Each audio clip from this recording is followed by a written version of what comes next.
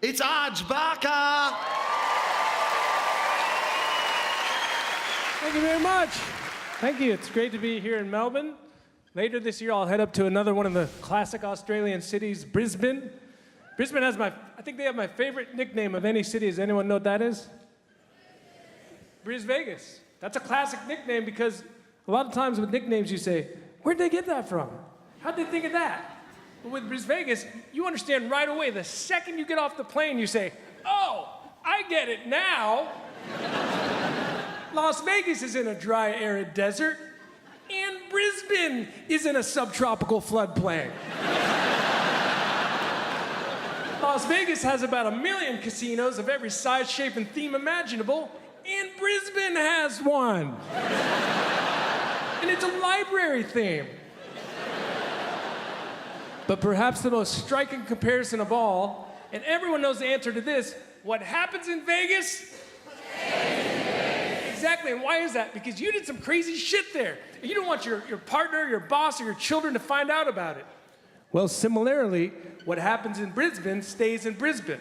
However, this is because people rarely leave Brisbane with a story worth telling.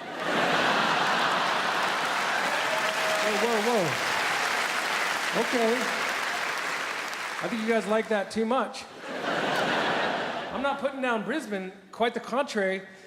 Let me tell you what happens. I've been to Brisbane about 30 times for work, and every single time, what happened to me? I met some awesome people, I ate some amazing food, and then I had super fun shows, and then I left. Well, you know what? That's not a story worth telling. That's batshit boring. If you think about it, for a story to be worth telling, something kind of bad has to happen. That's what makes the listener want to hear the story. Like, you know, somebody went to the police station or a hospital, and so I don't have a story from Brisbane, and I hope I leave Melbourne without a story. I have a story from Denver, Colorado, where just about a year ago, I was punched in the back of the head by an adult male. Properly punched. It was about an hour after the show, about a block from the theater. It was about midnight. And me and a friend were just chatting, and dude just walked up and just punched me in the back of the head and then took off in the night.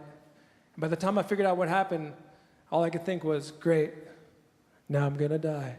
But after about 45 minutes, I thought, I'm not dead. But I got a bruise, and I got a tender bruise on the back of my head, and I got a headache. I got a thumping headache. And I got a story. And I have to admit, at that moment, I was filled with joy. And I couldn't wait. I started calling my friends and waking them up in California to tell them what happened. They said, what? Dude punched you, Arj? Was he at your show? Well, I don't think so. And how crappy of a comedian do you think I am? That even at the worst show I've ever done, anybody's sitting in the audience going, no.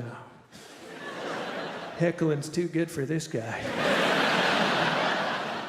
I'm gonna king hit this motherfucker. I'm gonna toy with him. I'm gonna track him for about an hour. And get real comfortable.